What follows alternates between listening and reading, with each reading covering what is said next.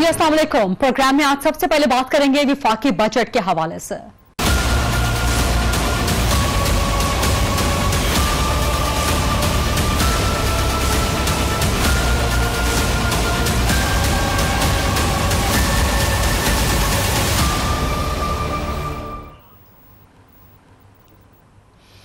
कल पेश किया गया था अगले माली साल का विफाकी बजट, जो कि 59 खरब और 32 अरब रुपए का था। हुकूमत ने हमेशा की तरह अपने पेश करदा बजट की तारीफ में जमीन और आसमान के कलाबे मिलाए। आज भी वज़ीर आज़म शाहिद खाकान अब्बासी साहब ने कहा कि ये मुल्क की तारीख का बेहतरीन बजट है, अवाम दोस्त बजट है और इतना अच्छा बजट है कि अगली हुकूमत जो भी आएगी वो इसमें एक लफ्ज भी तब्दील नहीं करना चाहेगी और नहीं कर पाएगी। पोस्ट बजट कॉन्फ्रेंस जो कि हमेशा से एक रिवायत रही है, मिफ्ता इस्माइल साहब, हारून अख्तर साहब, उन्होंने की और बहुत सी चीजों की वजाहत की, लेकिन एक चीज जो बड़ी खतरनाक साबित हो रही है वो है पेट्रोलियम मसनूआत की कीमतों में इजाफा। लेवी की जो हद है उसको बढ़ाया जा रहा है। जाहिर है पेट्रोलियम मसनूआत की कीमतें जब बढ़ती हैं तो उसका डायरेक्टली इनडायरेक्टली असर तमाम मईशत के शोबे पे पड़ता है, खासतौर पर महंगाई पे पड़ता है। और जिस बात का क्रेडिट नून लीग की गवर्नमेंट पिछले गुज़श्ता मौशी साल के हवाले से ले रही है कि महंगाई की शरह उसने 6% पे कायम रखी है, तो अब इलेक्शन से चंद महीने पहले, खासतौर पर अपनी हुकूमत खत्म होने से सिर्फ एक महीना पहले पेट्रोलियम मसनूआत की कीमतों में इजाफा करके क्या महंगाई का एक नया तूफान नून लीग की हुकूमत खड़ा करने वाली है? इस पर आज हम बात करेंगे। पोस्ट बजट पोस्टमार्टम करेंगे कि आइंदा का सिनेरियो कैसा रहेगा। लेकिन क्योंकि अब 24 घंटे गुजर गए हैं तो मुख्तलिफ तबके, ताजे, सरमायादार, अवाम, दीगर लोग बजट के बारे में क्या कहते हैं और जो पेट्रोलियम मसनूआत की कीमतें बढ़ रही हैं उसके बारे में क्या कहते हैं। ठीक है,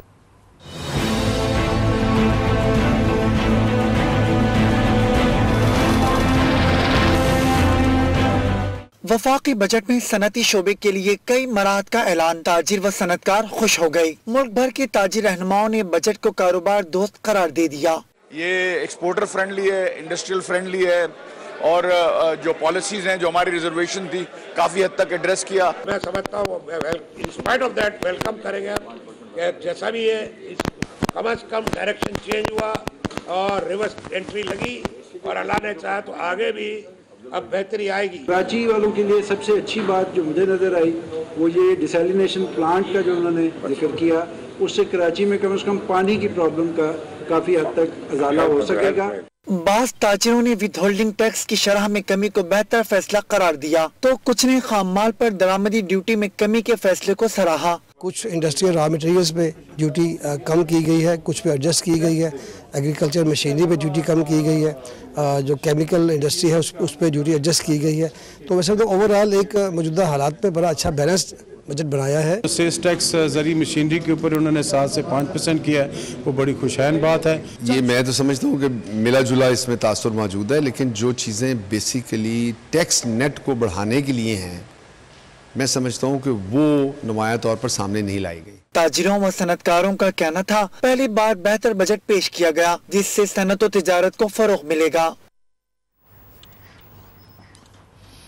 मुल्क के मुख्तलिफ तबकों की राय आपने सुनी कि कल आने वाले बजट के बारे में वो क्या कहते हैं कि आइंदा मुल्क की मईशत पर, मुस्तकबिल पर इसके क्या असरात पड़ेंगे। इसी हवाले से डिबेट को आगे बढ़ाएंगे। मेरे साथ हैं जी पंजाब में अपोजिशन लीडर, पाकिस्तान तहरीक इंसाफ के सीनियर रहनुमा मियां महमूद रशीद साहब। लाहौर स्टूडियो में मेरे साथ हैं हैदर जमान कुरैशी साहब, पाकिस्तान पीपल्स पार्टी के सीनियर रहनुमा हैं। और इस्लामाबाद से मुझे ज्वाइन कर रहे हैं सीनियर सहाफ़ी हैं, तज्जियाकार हैं, मोहम्मद जियाउद्दीन साहब। मियां महमूद रशीद साहब, आपको आवाज आ रही है मेरी? जी आ रही है आपको। मियां साहब, कल जो बजट लाया है नून लीग की गवर्नमेंट ने, बड़ा छक्का मारा है कि 5 साल की गवर्नमेंट में छठा बजट उसने दे दिया और पहली बार ऐसा करने के वो काबिल हुई है एक तसलसल के साथ। लेकिन ये बताएं कि क्या ये बजट वाकई अवाम दोस्त है, जैसे आज शायद खाकान अब्बासी साहब इसकी तारीफें कर रहे थे, और जो पेट्रोलियम मसनूआत लेवी की हद में जो इजाफा किया गया है कितना नेगेटिव इम्पैक्ट डालेगा? देखें गरीबा, पहली बात तो ये है कि ये जो बजट इन्होंने पेश किया है इसकी कानूनी, सियासी, अखलाकी हैसियत के ऊपर बहुत से सवालात लोग उठा रहे हैं जी। एक हुकूमत जो आइंदा चंद दिन के बाद रुखसत होने वाली है, 30 जून तक पहले से वो बजट एक मौजूद है और आप 1-2 महीने के मेहमान हैं, सिर्फ 1 महीने के, आपको किसी तरह से भी ये इख्तियार नहीं है कि आप आइंदा पूरे 1 साल का बजट बना के आप चले जाएं और आने वाले लोगों के लिए इस तरह की मुश्किलात खड़ी करते हैं। जो लोग अलग होके आएंगे उनकी प्रायोरिटीज और उनका मंशूर, उनकी चीजें जो वो समझते हैं कि ये बजट इस तरह नहीं इस तरह होना चाहिए था, तो बहरहाल ये धौंस धांधली से, इसीलिए अपोजिशन ने वहाँ पर, तमाम अपोजिशन जमातों ने वहाँ पर एहतजाज किया, PTI ने भी पढ़कर एहतजाज किया। ये नहीं होना चाहिए था। आप ये 3 महीने का बजट पेश करते, जो केयर टेकर सेटअप आता और इंतखाबात के फौरन बाद जो भी नई हुकूमत बनती वो अपनी प्रायोरिटीज के मुताबिक और अपने विजन के मुताबिक बजट को तरतीब देती तो वो ज्यादा बेहतर होता। रही बात ये कि ये इन्होंने, मैं ये समझता हूँ बजट के अंदर जो आम आदमी की जिंदगी को बेहतर करने के लिए जो लोग तलाश करते हैं, वरना तो ये अल्फाज का गोरख धंधा होता है। आम आदमी को कुछ समझ नहीं आती कि ये क्या कहा जा रहा है। आज से 5 साल पहले मुस्लिम लीग नून की जब हुकूमत बनी तो कम से कम तनख्वाह जो है इन्होंने 10,000 रुपये मुकर्रर की थी। आज 5 साल गुजरने के बाद कम से कम तनख्वाह जो है वो 15,000 रुपये है। एक आम आदमी 15,000 रुपये में जिसके 2-3 बच्चे हों, चलो 5-6 न सही, वो जरा कागज पेंसिल पकड़ के आप बजट बना के दिखाएं कि वो 15,000 में 2-3 बच्चों के साथ वो कैसे गुजारा कर सकता है। बिल्कुल ठीक। महंगाई की शरह जिस तेजी के साथ महंगाई हुई है और बढ़ी है, और खास तौर पर इस साल में तो इन्होंने हर 1-2 महीने के बाद पेट्रोलियम मसनूआत की कीमतों में इजाफा कर दिया, कभी 2 रुपया, कभी 5 रुपया, कभी 1 रुपया। तो मैं ये समझता हूँ कि आम आदमी की जिंदगी तो उसी तरह पहले से ज्यादा मुश्किल हो गई है। और फिर ये जो तजारती खसारा था 2013 में हमारा, वो 16.6 अरब डॉलर था, जो आज बढ़कर 30 अरब डॉलर हो गया। 2013 में अगर वो कंपेरिजन करें आज से 5 साल पहले का, तो बजट खसारा 5.5% था, और आज मैं समझता हूँ 5 साल गुजरने के बाद ये कम होना चाहिए था, जो बढ़कर 6 हो गया। मियां साहब, इसी पॉइंट से डिबेट को मजीद आगे बढ़ाएंगे, लेकिन हैदर समान साहब आपके तरफ में आना चाहूंगी। फाइनेंस के उमूर की आप माहिर भी हैं, बड़ी गहरी आपकी इन पे गिरफ्त भी है। ताजे सरमायादार ये जो बरादरी है ये इसको अप्रिशिएट कर रही है बजट को, तो पीपल्स पार्टी क्यों इस बजट के खिलाफ है? बहुत शुक्रिया गरीदा, और बहुत आपने अहम टॉपिक आज डिस्कस किया है और इस पे बुलाया है, शुक्रिया। मियां साहब ने बिल्कुल अहम नुकात की बात की। देखिए, पाकिस्तान पीपल्स पार्टी ने हमेशा अवाम के मसाइल पर बात की है। ये गैर आइनी बजट, एक स्ट्रेंजर ऑफ द हाउस को फाइनेंस मिनिस्टर बनाया गया 24 घंटे पहले, और आर्टिकल 91(9) का सहारा लेके, और वो ये कहता है कि एक ऐसा बंदा वजीर बन सकता है जो मेंबर पार्लियामेंट का ना हो, जबकि एक स्टेट मिनिस्टर राना अफजल बैठा हुआ है, उसकी तजलील तजहीक करते हुए, वोट की इज्जत को पामाल करते हुए स्ट्रेंजर ऑफ द हाउस ने बजट पेश किया, और वो भी गैर आइनी बजट है। आर्टिकल 86 कहता है केयर टेकर गवर्नमेंट 4 महीने का बजट दे सकती है। वो आ जाते, वो दे देते बजट, कोई गैर आइनी काम ना होता। लेकिन ये सब कुछ के बावजूद वजह क्या थी? The $1 million question. वजह यह है कि लोगों को एक झांसा देना था, ब्राइब करना था कि हम तो इतने पॉपुलिस्ट मेजर्स ला रहे थे और हमें निकाला गया, और ये नैरेटिव बिल्ड करना था एक तरफ। और दूसरी तरफ वो जो माफिया है स्टॉक मार्केट में, वो जो सनतकारों में इनके दोस्त बैठे हैं, जो माफिया हैं, जिनको सर्कुलर डेट भी दिया, खास एक वेस्टेड इंडस्ट्री है, उसको ये बताना था कि ये पैसे आपको दे रहे हैं, टैक्स मत दो, इतनी छूट दे रहे हैं, ये हमारे पे लगाने इलेक्शन में ताकि हम आके और काम करेंगे। आम आदमी कहां है? लेबर कहां? लेबर की बात की, मिनिमम वेज रेट की जिस तरह बात की, जिक्र तक नहीं किया। और उसके बाद नोशनल 10% इंक्रीज, यानी आप गंदम का रेट, आप महंगाई देखें। और जो सबसे बड़ी बात है जिसपे पाकिस्तान पीपल्स पार्टी ने अभी पोस्ट बजट प्रेस कॉन्फ्रेंस की है, नफीसा शाह ने और नवीद कमर साहब ने, जो पेट्रोल बॉम्ब गिराया इन्होंने, यानी 31% सेल टैक्स के अलावा जो 10 रुपए पीडीएल थी और 8 रुपए उस पर डीजल पे थी, उसको 3 गुना बढ़ा दिया है, 30%। और इंटरेस्टिंग गरीदा बात यह की है कि वो फेडरल डिविजिबल पूल में जाएंगे, पैसे नहीं जाएंगे, बल्कि वो सिर्फ विफाक के पास रहेंगे, यानी पूरे पाकिस्तान के लोग 30 रुपए का टैक्स देंगे, सेल टैक्स के अलावा, लेकिन वो खर्च सूबों को नहीं मिलेगा उसमें से हिस्सा। इतना बड़ा जुल्म, और उसके बाद 250 अरब आपने लोगों का रिफंड रोका हुआ है, वो आप डेफिसिट में से निकाल दें तो डेफिसिट कहां पहुंच जाता है, बिलियंस ऑफ डॉलर्स की आपने बोरोइंग कर दी, 1100 अरब का सर्कुलर डेट हो गया है 480 अरब पे करने के बाद। और उसके बाद जो जुल्म किया है पाकिस्तान के किसान का, जिसकी आपने भी बात नहीं की, आपकी साउंड बाइट्स में कोई किसान की बात नहीं करता, कोई मजदूर की बात नहीं करता, सनतकार, ताजिर, उनसे रिस्पांस हर चैनल लेता है। मैं आपसे ये रिक्वेस्ट करूंगा कि इसके ऊपर आप एक प्रोग्राम करें कि उस पाकिस्तान के मजदूर उस किसान के साथ जो जुल्म हुआ है विद होल्डिंग टैक्स की शक्ल में, आपने पनामा का जो पैकेज है वो पास नहीं करने दिया हमने सेनेट में, इन्होंने अब फाइनेंस बिल का हिस्सा बना दिया ताकि सेनेट में ना जाए, जिसमें डर्टी लॉन्ड्री और डर्टी मनी की बात की गई। और आज इन्होंने कहा है कि जो एनटीएन होल्डर नहीं है या जो फाइलर नहीं है वो 40 लाख रुपए से ज्यादा जमीन ट्रांसफर नहीं कर सकता, उसके बच्चों पे विद होल्डिंग। मैं article 74 of the constitution site करता हूं। विफाक के पास पावर ही नहीं है, मैंडेट ही नहीं है कि वो एग्रीकल्चरल इनकम जो किसान की खालिसतन इनकम है उसको टैक्स कर सके। एग्रीकल्चर इनकम टैक्स जो है वो प्रोविंशियल सब्जेक्ट है, ये सूबों के हकूक पर जुल्म है। और आपने जो 2 एकड़ 3 एकड़ वाला किसान है वो अपनी बीवी को गिफ्ट भी नहीं अब कर सकता by virtue of this finance bill कि जो फाइलर क्यों बने कोई, जब आपके पास आइन की प्रोटेक्शन है, जिसकी खालिसतन एग्रीकल्चर इनकम है, जो 5 एकड़ 7 एकड़ वाला है, आप उससे 72 किस्म के 72 टाइप्स ऑफ विदहोल्डिंग टैक्स है गरीदा। बच्चों की स्कूल फीस, बिजली के बिल, मोबाइल फोन और उसकी हर किस्म की प्रोड्यूस के ऊपर आप टैक्स ले रहे हैं और उसको रिफंड नहीं देते, उसको एडजस्टमेंट नहीं देते और आप ले नहीं सकते क्योंकि वो कॉन्स्टिट्यूशनली एग्जेम्प्ट है। तो ये सारी चीजें करने के बाद मिफ्ता इस्माइल कहता है मैंने फज फिगर्स वाला टैक्स नहीं दिया, मैंने कौम पे एहसान किया। मैंने पिक्चर आप दिखा रहे हैं कि इन्होंने जबा कर दिया पाकिस्तान के आम आदमी को, और ये दिस इज कंडेमेबल। और हम इन चीजों को चैलेंज करने जा रहे हैं, इंशाल्लाह कोर्ट्स में भी करेंगे और हम इसको पास नहीं होने देंगे। बिल्कुल मैं आपको बता रहा हूं, we will go to the extreme level. हम इस इलीगल अनकॉन्स्टिट्यूशनल बजट को बिल्कुल नहीं तस्लीम करते। Let me take this debate to Ziauddin sahab. Ziauddin साहब, आपने दोनों पार्टीज को सुन लिया, महमूद रशीद साहब की बात सुन ली, हैदर जमान साहब की बात सुन ली। दोनों ने बहुत इन डेप्थ डिटेल में जाके पोस्टमार्टम किया है, बल्कि बजट पोस्टमार्टम किया है। आप क्या कहेंगे सर इस बारे में, खासतौर पर पेट्रोलियम मसनूआत के हवाले से जो ये होश रुबा इजाफा कर दिया है, ये तो महंगाई का एक नया तूफान आ जाएगा। गवर्नमेंट तो जाने वाली है और बाकी पिसेंगे तो अवाम सर इसमें। देखिए, ये पेट्रोलियम लेवी का जो ढंडोरा पीटा जा रहा है वो अप्लीकेबल है 1 जुलाई से, अभी कोई नहीं। अभी ये जून 30 तक तो जो बजट इस वक्त जो चल रहा है वो अप्लीकेबल होगा। ये जो अनाउंसमेंट्स मेजर्स अनाउंस हुए हैं, जो प्रपोजल्स हैं, ये डिस्कस होंगे नेशनल असेंबली में।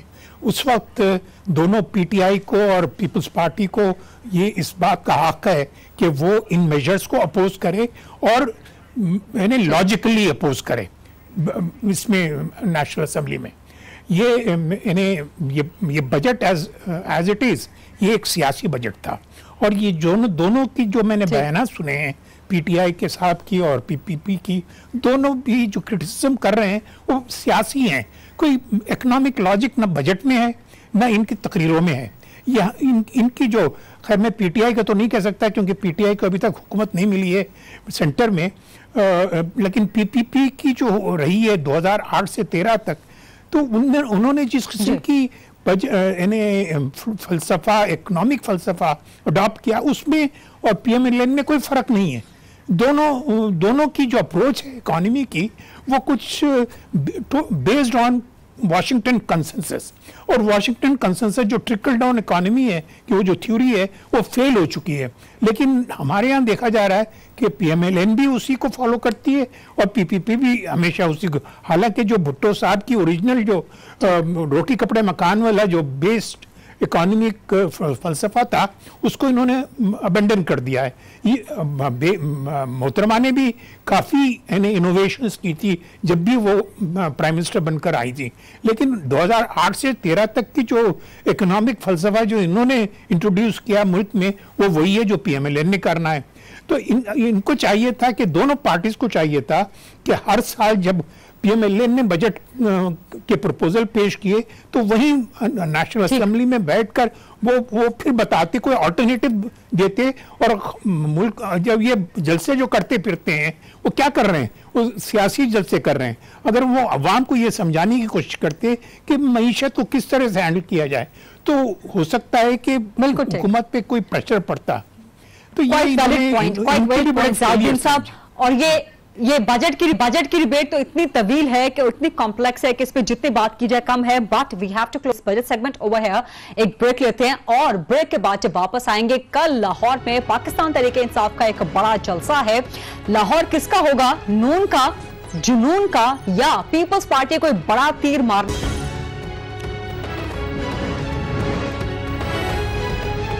जी welcome back after the break. और अब बात करेंगे कि मुल्क का और खासतौर पे पंजाब का आइंदा का सियासी मंजरनामा क्या बनने जा रहा है।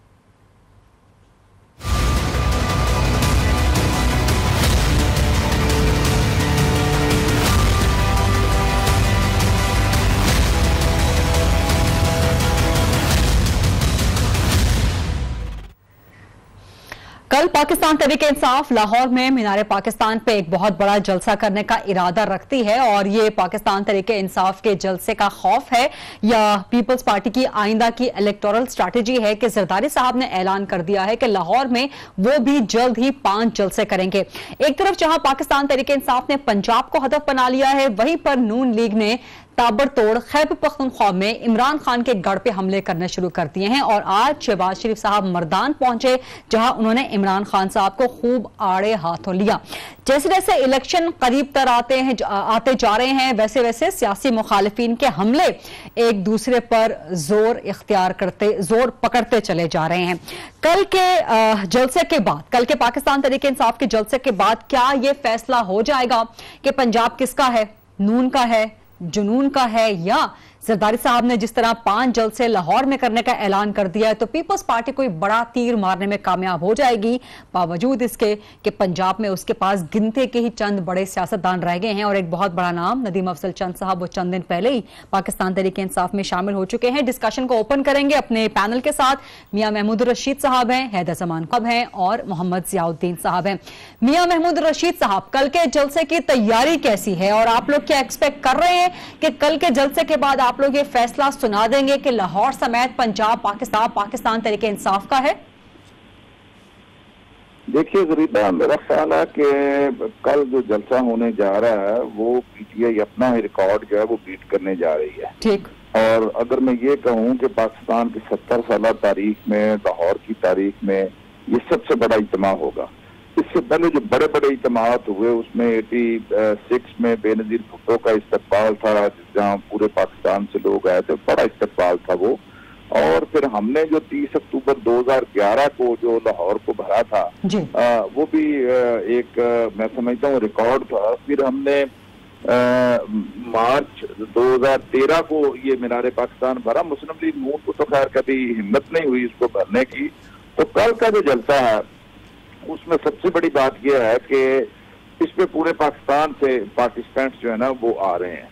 मुख्तलिफ वफूद जो है वो लाहौर पहुंच गए हैं, उसमें KPK से, बलोचिस्तान से, सिंध से, कराची से। तो क्या मियां साहब इसका मतलब ये लिया जाए कि पाकिस्तान तहरीक इंसाफ के पास लाहौर में या पंजाब में स्ट्रेंथ कम हो गई है कि पूरे मुल्क से अपने कारकुनान को बुला के वो मीनार पाकिस्तान भरना चाह रही है? नहीं, बात सुने, ये हमारा कंट्री वाइड ये जलसा है। ठीक। जिसमें पूरे मुल्क के चारों सूबों के फेडरेशन की नुमाइंदगी होगी। ठीक। यहाँ पे ये नहीं कि जलसा भरने के लिए कितने लोग आ सकते हैं कराची से जलसा भरने के लिए। मैं ये कह रहा हूँ कि ये पूरे मुल्क का पहला हमारा इंतखाबी जलसा है। ठीक है। जिसके अंदर यहाँ लाहौर से मेरा ख्याल है कि लाखों लोग शरीक होंगे। और पिछले 3 दिन से जो तैयारियां यहाँ पे हो रही हैं, खवातीन हैं, नौजवान हैं, ताजर हैं, हर तबके के लोग जो है वो बड़े जोशो खरोश के साथ जो है वो इसकी तैयारी में लगे हुए हैं। और कल हम अपना ही रिकॉर्ड तोड़ेंगे। हमारा अंदाजा है कि 1 मिलियन से ज्यादा लोग इस जलसे 1 मिलियन 10 लाख से ज्यादा लोग, ये बहुत बड़ी फिगर दे रहे हैं आप। जी, ये बिल्कुल बड़ी कम फिगर, ये 10 लाख से ज्यादा लोग यहाँ पर होंगे। अच्छा। जिस तरह की तैयारियां जारी हैं पूरे पंजाब के अंदर, लाहौर शहर के अंदर, सेंट्रल पंजाब के अंदर, और हर तबका जिस जोशो खरोश का इजहार कर रहा है और जो तैयारियां कर रहा है। चले मियां साहब, कल का जलसा फिर देखते हैं और देखते हैं कि आप कह रहे हैं 10 लाख से ज्यादा लोग। जी हैदर जमान कुरैशी साहब, ये 10 लाख की फिगर सुन के मुझे सवालात भूल रहे हैं, लेकिन पाकिस्तान पीपल्स पार्टी लाहौर में अब 5 जलसे करने का इरादा रखती है, लेकिन अनफॉर्चुनेटली पीपल्स पार्टी के पास तो लाहौर में ही, पूरा पंजाब तो आप छोड़ दें, लाहौर में ही गिनती के 5 इलेक्टेबल्स भी नहीं है। तो आप लोग जलसे करने का इरादा किस लिए रखते हैं? फरीदा, देखिए, इलेक्टेबल्स पे अगर हम जाएंगे तो किसी भी जमात के पास इलेक्टेबल नहीं है। लाहौर इलेक्टेबल्स पर नहीं चलता। लाहौर ने बहुत मुख्तलिफ नामों को भी वोट दिया और लाहौर से बड़े मिडिल क्लास लोग भी इलेक्ट हुए और लाहौर की एक बड़ी तारीख है। और जहाँ तक आउट ऑफ पंजाब की आप बात कर रही हैं, हमारे लिए चीज़ें ज़रूर चैलेंजिंग थी, लेकिन चेयरमैन बिलावल ने पिछले 3-4-5 माह में बहुत एग्रेसिवली मेंबर साजी मुहिम में हर पंजाब के हिस्से का दौरा किया और भी करेंगे। और आप लोगों ने प्रेशर लिया पीटीआई के कल के? नहीं, हमने कोई प्रेशर नहीं लिया। देखिए, पीटीआई का अपना सियासत का अंदाज है। उन्होंने 1 मिलियन लोग तो गालिबन उस वक्त निकाले थे बकौल उनके, जब वो इस्लामाबाद यहाँ से मार्च करने गए थे, तो यहाँ भी भर लेंगे। और मेरे ख्याल में इन्होंने 2011 में जो जलसा किया, उसके बाद 14 या 15 में भी इनका जलसा उससे बड़ा था। अब जरा मिंटो पार्क जो है, greater Iqbal park 1/3 of that size रह गया है, but numbers will not matter. वो अपना पैगाम पहुंचा रहे हैं और बड़ी अच्छी बात है।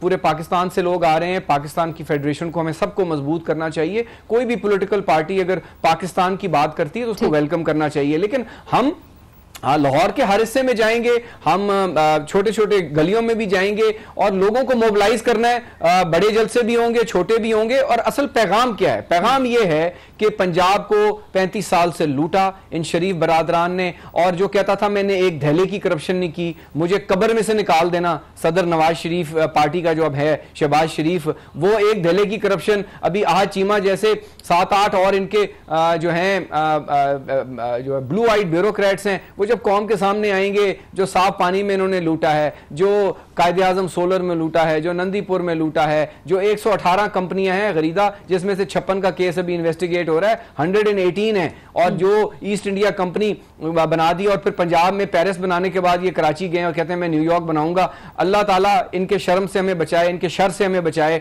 और आप देखिएगा कि Punjab is now ready to revolt. Punjab will strike back. हाँ, उसमें अब देखना ही है कि ताजिर है, किसान है, मजदूर है, माइनॉरिटी है, टेररिज्म के किस जमात का क्लियर कट पोस्टर है। सियासी बगावत हो सकती है। बड़ा अच्छा पॉइंट दिया आपने मुझे। I think Lahore is now ripe for बगावत, और लाहौर में से हिस्सा निकलेगा, सब जमातों का निकलेगा। We have to do our homework. Very interesting point. Let me take this point to Ziauddin sahab. Ziauddin साहब, क्या पंजाब सियासी बगावत करेगा फ्रॉम PMLN और ड्रिफ्ट होके किसकी तरफ जाएगा? कल का जलसा आपको लगता है कि पंजाब की सियासत का रुख मोड़ देगा और जरदारी साहब लाहौर में 5 कामयाब जलसे कर सकेंगे, PTI को एक टफ टाइम दे सकेंगे?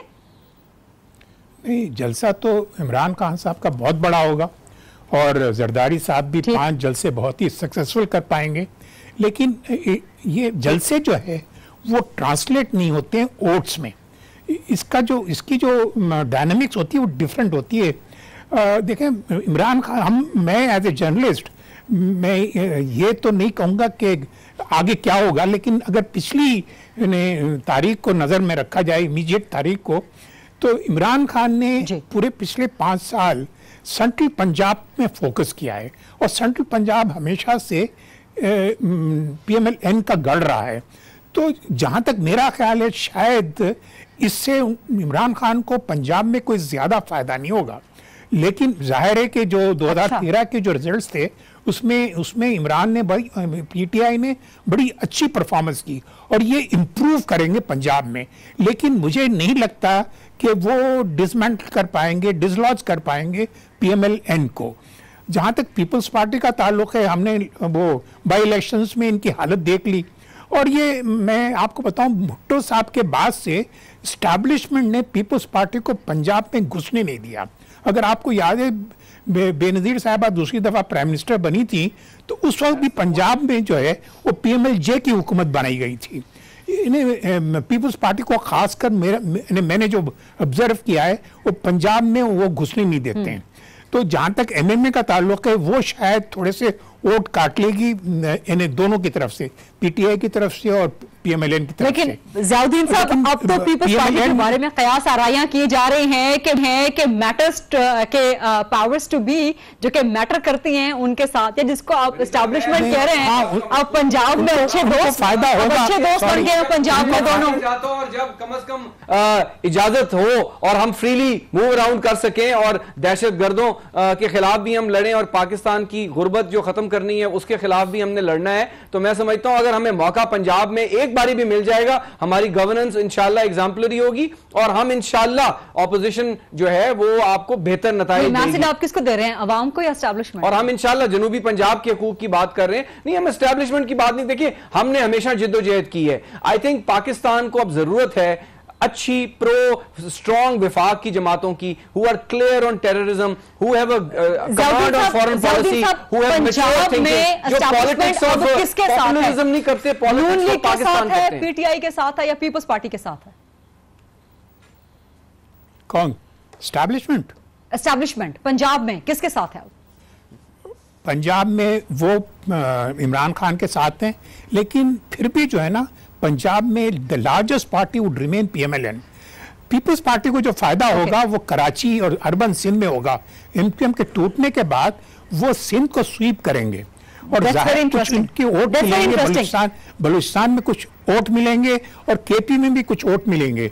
मैं देख रहा हूँ एक हंग पार्लियामेंट जिसमें PMLN will remain the largest single party but it will not be able to make the government, और फिर वो पोजीशन वही होगी। ठीक है, ये एस्टैब्लिशमेंट का सवाल ज़ियाउद्दीन साहब मैंने इसलिए किया क्योंकि नवाज शरीफ साहब ने आज कहा कि ये जो एक तासुर है कि खुफिया कुव्वतें जिसके साथ होती हैं वही जीतता है, इस तासुर को खत्म करना है, जायल करना है इस इलेक्शन में। इसी पॉइंट से डिबेट को after a short break stay with us. Nawaz Sharif साहब ने आज कहा है कि मुल्क में जो तासुर है कि जिसके पीछे खुफिया कुव्वतें होती हैं वही जीतता है, यानी कि वही इलेक्शन में जीतता है या सियासत में जीतता है, तो इस तासुर को खत्म करना है। उसूलन ये सवाल मुझे पीटीआई से करना चाहिए था, लेकिन हैदर जमान साहब आप भी जरा जवाब दें, क्योंकि आप लोगों के बारे में, पीपल्स पार्टी के बारे में बड़ी कयास आराइयां की जा रही हैं सेनेट के इंतखाबात के बाद कि आपके साथ भी, आपके पीछे भी खुफिया कुव्वतें हैं। देखिए मियां नवाज शरीफ साहब को अब नैब का कानून बुरा लग रहा है, उनको 62-63 बुरी लग रही है, उनको अदलिया का जुडिशल एक्टिविज्म बुरा लग रहा है, उनको अब हर चीज बुरी लग रही है जिसके वो प्रोपोनेंट्स थे, वो हर वक्त बातें करते थे, वो खुद इस किस्म की राइड्स या इस किस्म की जो है फिलॉसफी के बेनिफिशियरी रहे हैं और एक हद तक आलाकार रहे हैं, तो उनको अब वो सब नजर आ रहा है। खुद कहते हैं कि अब वो नजरियाती हो गए हैं, पहले वो नजरियाती नहीं हो गए। उनको अब वो खौफ है कि वो जो कंस्पिरेसी थ्योरीज के जरिए इक्तदार में आया करते थे और हमें लेक्चर देते थे कि मैं 2/3 अक्सरियत, यानी आप इमेजिन करें ना, ये कोई रॉकेट साइंस है कि नवाज शरीफ जब आता है उसको 2/3 मिलती है और जब कोई और जमात जीतती है वो अपनी कायद भी शहीद उसकी हो जाए उसको फिर भी सिंपल मेजोरिटी नहीं मिलती। ये लम्हा फिक्री है ना। और ज़ियाउद्दीन साहब ने बिल्कुल सही कहा कि कुछ ऐसा होता रहा है माजी में जहां पे एक लेवल प्लेइंग फील्ड नहीं होती, टेररिज्म रिलेटेड वाकयात हो जाते हैं, हम लोग निकल नहीं पाए पिछले इलेक्शन में, इनको फ्री हैंड मिल गया जो हमारे ओपोनेंट्स थे। तो मियां नवाज शरीफ साहब जो है फील करते हैं, उनको अब अपनी ये फेयर फैक्ट्री है उनके ज़हन में जो उनको बताती है कि अब he is on the receiving end. Well he is on the receiving end because 35 साल का हिसाब हम उनको देना है, पाकिस्तान की लूट मार का हिसाब उनको देना है। और हम ये समझते हैं कि इस बारी जो है पाकिस्तान पीपल्स पार्टी और पीटीआई और ऑपोजिशन की दीगर जमातें अपना भरपूर हिस्सा निकालेंगी। मियां नवाज शरीफ साहब महमूद रशीद साहब से इस पे कमेंट ले लो। मियां साहब क्या कमेंट करेंगे आप मियां नवाज शरीफ साहब के स्टेटमेंट पे कि जिसके पीछे खुफिया कुव्वतें होती हैं वही जीतता है, इस तासुर को खत्म करना है। और जैसे ज़ियाउद्दीन साहब ने भी कहा कि अभी भी तासुर यही कायम है कि नून लीग पंजाब में बड़ी एक मेजॉरिटी पार्टी नून लीग। देखिए, पहले तो मियां नवाज शरीफ ने जो बात की है वो अपने तजर्बे की बुनियाद पर कह रहे हैं, क्योंकि हमेशा एस्टैब्लिशमेंट की आशीर्वाद उन्हें हासिल रही जब भी वो इक़्तिदार में आए। वो उस प्रोसेस से गुजरे हुए हैं, इसलिए उन्हें नजर आ रहा है कि जनाब वो सारी कुव्वतें जो कभी मेरे साथ होती थी और हाटू बच्चों कह रही होती थी, मुझे इक़्तिदार में ला रही होती थी, अब वो सारी कुव्वतें मेरे साथ नहीं है। जहाँ तक ताल्लुक है पंजाब का, मैं ये समझता हूँ कि ये पहली दफा होने जा रहा है कि पंजाब जो मुस्लिम लीग नून अपना जिसे गढ़ समझती थी उसके अंदर दरारें पड़ चुकी हैं।